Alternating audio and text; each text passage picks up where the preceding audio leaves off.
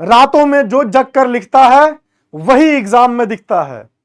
बेटा syllabus complete करना सबसे बड़ी बात नहीं होता है, सबसे बड़ी बात होती है कि सिलेबस को कंप्लीट करने के साथ साथ उन सिलेबस को टाइम पे रिवाइज करना। क्योंकि जो भी चीज हम पढ़ते हैं वो हमारे शॉर्ट टर्म मेमोरी में जाती है, और जब तक हम बार बार उसको रिवाइज नहीं करेंगे, उस पर क्वेश्चन को प्रैक्टिस नहीं करेंगे, तब तक से वो हमारे परमानेंट मेमोरी में कभी जा ही नहीं सकती है। आपने कभी सोचा है कि 2+2 4 हम सपने में भी क्यों बोल देते हैं? अगर मैं आपसे बोलूं कि 69 को 70 में जोड़ो तो क्या होगा, आपको एक बार को सोचना पड़ेगा, क्योंकि आपने अपने माइंड को कभी इस तरीके से ट्रेन ही नहीं किया। अगर मैं आपसे बोलूं 36 तिया क्या होता है, तो आपको एक बार सोचना पड़ेगा। लेकिन जैसे मैं बोलूं 2+2, आप बोलोगे 4, 1+1 2। क्यों? क्योंकि बचपन से हमने ये चीजें बार बार देखी है। हमने 2 का पहाड़ा, 3 का पहाड़ा, 4 का पहाड़ा, 5 का पहाड़ा, ये सारा का सारा पहाड़ा हम सोते हुए बोल सकते हैं। पर क्या 18 का बोल सकते हैं? क्या 19 का बोल सकते हैं? कि क्या 23 का बोल सकते हैं? आंसर है नहीं। बेटा प्रॉब्लम आएगी ही आएगी, और प्रॉब्लम इसमें सिर्फ यही है कि इन चीजों का हम लोगों ने बार बार रिवाइज नहीं किया, बार बार हमने उस चीज को अपने लाइफ में इंप्लीमेंट नहीं किया।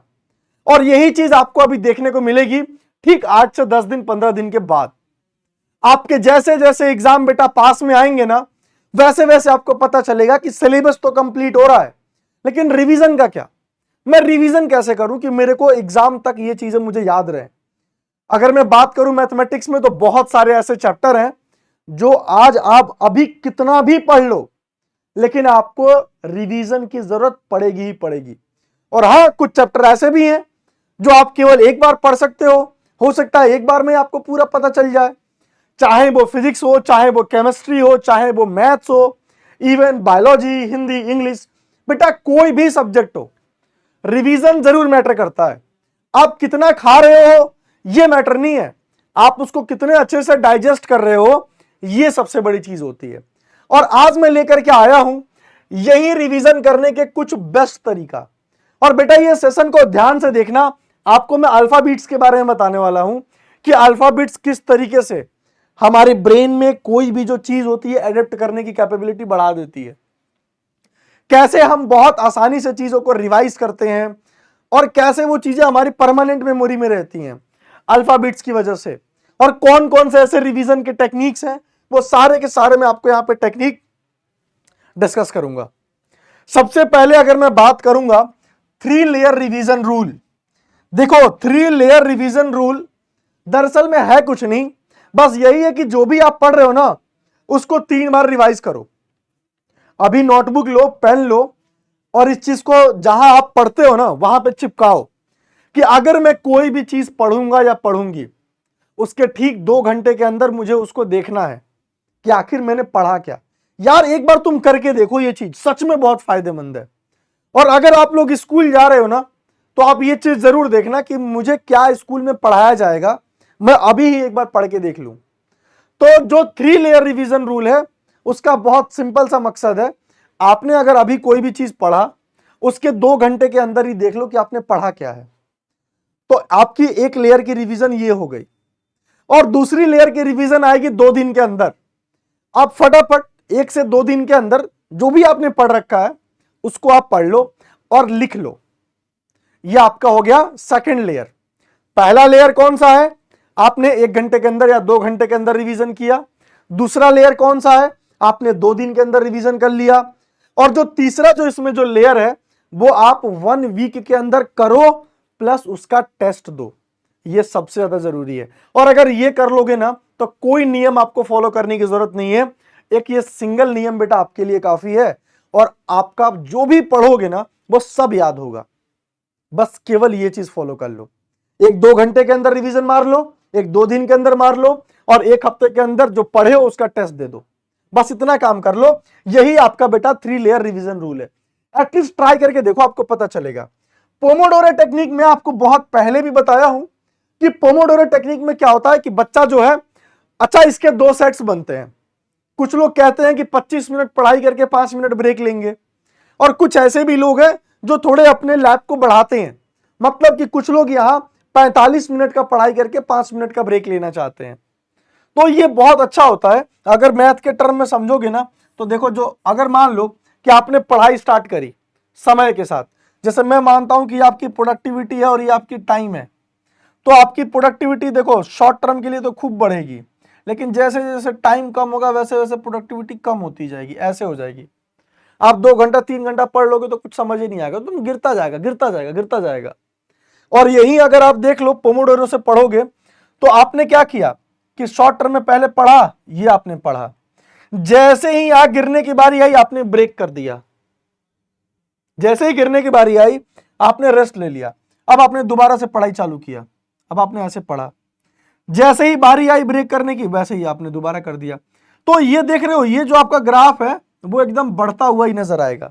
This is how Pomodoro technique is most efficient technique.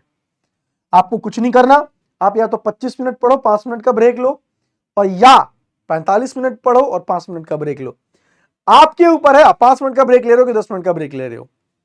तो ये बहुत जरूरी है पोमोडोरो टेक्निक, बार बार इसको बेटा जरूर करना। अच्छा, एक्टिव रिकॉल मेथड क्या है? एक्टिव रिकॉल जो है वो ज्यादातर फिजिक्स और केमिस्ट्री में हम यूज कर सकते हैं। जैसे अगर आप फिजिक्स के अंदर पढ़ रहे हो एक्टिव रिकॉल मतलब मेथड से, तो सबसे बेस्ट पार्ट ये है कि जो पढ़ रहे हो ना, तो आप सब कुछ कॉपी किताब बंद करके चुपचाप बैठ जाओ और प्रैक्टिकल सोचने की कोशिश करो। जैसे कि मैंने इलेक्ट्रोस्टैटिक पढ़ा, तो मैं चुपचाप बैठ के सोचूंगा कि इलेक्ट्रोस्टैटिक के अंदर जब चार्जेस हमारे रेस्ट पोजीशन में होते हैं तो उसकी चर्चा होती है, जब थोड़ा सा वो भागना चालू कर देता है तो क्या बनता था, ड्रिफ्ट वेलोसिटी क्या होती है हमारी, मतलब एक एक चीज मैं बैठ करके ही रिकॉल करूंगा। कौन सी चीज कहां से आई, चार्जेस की सुपरपोजिशन क्या है, इलेक्ट्रोमैग्नेटिक वेव्स क्या होती हैं, लिफ्ट के अंदर क्यों हमारे फोन के अंदर टावर नहीं आता है। मतलब एक्टिव रिकॉल मेथड ये है कि जो भी मुझे पढ़ाया गया है मैं वो चीज एक बार बैठ करके इस बारे में सोचूंगा कि आखिर दरअसल में रियल लाइफ में काम क्या है, मेरे को जो पढ़ाया गया था वो मुझे एक एक लाइन याद है कि नहीं याद है। तो ये आपका होता है एक्टिव रिकॉल मेथड। और ये जो बच्चे होते हैं ना, ये सुपर टैलेंटेड होते हैं। मतलब ये जो बच्चे होते हैं वो सच में मतलब एकदम सुपर टैलेंटेड बच्चे होते हैं। और यही सब जो बच्चे होते हैं आगे चल करके अच्छे अच्छे एग्जाम निकालते हैं, जैसे जेई हो गया, ओलंपियाड्स जैसे एग्जाम निकालते हैं जो भारत लेवल पे होता है, मतलब इंटरनेशनल लेवल पे जो होता है, जहां भारत से सिर्फ 6 बच्चे सेलेक्ट होकर के जाते हैं, इंटरनेशनल ओलंपियाड्स जो होते हैं। तो ये गॉड गिफ्टेड बच्चे होते हैं जो इस तरीके से सोचते हैं। और आपको भी इस तरीके से सोचना पड़ेगा अगर आपको अपने आप को ग्रो करना है, ये भीड़ से अलग रहना है। अगर आपको लगता है कि हाँ डिस्ट्रिक्ट टॉपर और स्टेट टॉपर बनना है, तो आपको इन तरीकों से बेटा यूज करना पड़ेगा, ये सब स्ट्रेटेजी आपको रिकॉल करनी पड़ेगी। अब बात करता हूं सबसे आखिरी में, मेरा जो बेटा पर्सनल फेवरेट रहा है वो अल्फाबीट्स। हम लोगों में से बहुत से लोग ऐसे होते हैं ना जो पढ़ाई को बहुत सुकून के साथ करना चाहते हैं, और कुछ लोगों की ऐसी भी हैबिट होती है कि जो कि यार भीड़ भाड़ ये सब में भी पढ़ाई कर लेते हैं। तो लेकिन जो बच्चे ऐसे हैं जो थोड़ा सुकून से चाहते हैं, वो रिलैक्स होकर के पढ़ना चाहते हैं, या घर की कोई परेशानियों से डिप्रेस्ड हैं, या हो सकता है दोस्ती यारी में कुछ अनबन हो गई है, उन सब चीजों से डिप्रेस है, तो मैं बहुत साफ साफ कहता हूं, आप एक काम करना, बैकग्राउंड में आप यूट्यूब पे अल्फाबीट्स वगैरह ओपन कर लेना, धीरे धीरे अल्फाबीट्स चलती रहेंगी, या तो ईयरफोन लगाओ अल्फाबीट्स चालू कर दो। आपको यूट्यूब पे बेटा अल्फाबीट्स, गामा बीट्स, ये सारे बीट्स मिल जाएंगे, अलग अलग फ्रीक्वेंसी की आवाज होती है वो भी मिल जाएंगी, जो आपके ब्रेन को थोड़ा शांत करेंगी। कई बार होता है ना कि बहुत ज्यादा चीजें पढ़ लेते तो थोड़ा हमारे ब्रेन को रिलैक्सेशन चाहिए होता है, तो बेटा वो अल्फाबीट्स आपको जरूर कराएगी। आप एक बार यूट्यूब पे जाके देखना कि अल्फाबीट्स क्या होती हैं। उनके नॉइज मिलते हैं, व्हाइट नॉइज जैसी चीजें होती हैं। बहुत से बच्चे होते हैं कि पढ़ाई करते टाइम पीछे बारिश की आवाजें निकालना चालू कर देते हैं, तो हेडफोन में बारिश की आवाज अपना सुनते रहते हैं, पढ़ते रहते हैं। देखो आपको क्या सूट करता है, बट बहुत बहुत मजेदार चीज है और बहुत मजा आता है, सच में बहुत मजा आता है। तो ये आपका अल्फाबीट्स है। अल्फाबीट्स का इस्तेमाल आप नाइट में कर सकते हो। नाइट में आप अल्फाबीट्स पीछे चालू कर दिए हो और आप अपनी पढ़ाई कंटिन्यू कर रहे हो, आप लेक्चर्स देख रहे हो, नोट्स बना रहे हो, अच्छा खासा कर रहे हो, और जैसे ही सुबह हो गया, सुबह उठते उठते ही ब्रेकफास्ट के साथ देख लो कि रात में पढ़े क्या थे, बस और कुछ नहीं। रात को पढ़ो, सुबह में देख लो कि क्या है। इसीलिए बेटा ये बहुत इंपॉर्टेंट चीजें हैं सारी की सारी, जो आपके रिवीजन में काम आएंगी। तो एक बार सभी लोग बताना कि आप इसमें से कौन सा रिवीजन मेथड को फॉलो करोगे, और क्या इससे पहले इसमें से कोई रिवीजन मेथड आप फॉलो करते थे, और अगर हां तो बेटा कमेंट सेक्शन के अंदर बताओ। और एक चीज और, जब आपको अल्फाबेट पसंद आएगा ना तो कमेंट में बताना कि वाकई में ये अलग है। अगर आपको पोमोडोरो अच्छा लगेगा तो आप बताना कि वाकई में अच्छा है। आपको इसमें से कौन सा बेटा फ्रूटफुल लगा जरूर बताना आप। तब तक के लिए मिलते हैं, bye bye, take care, love you.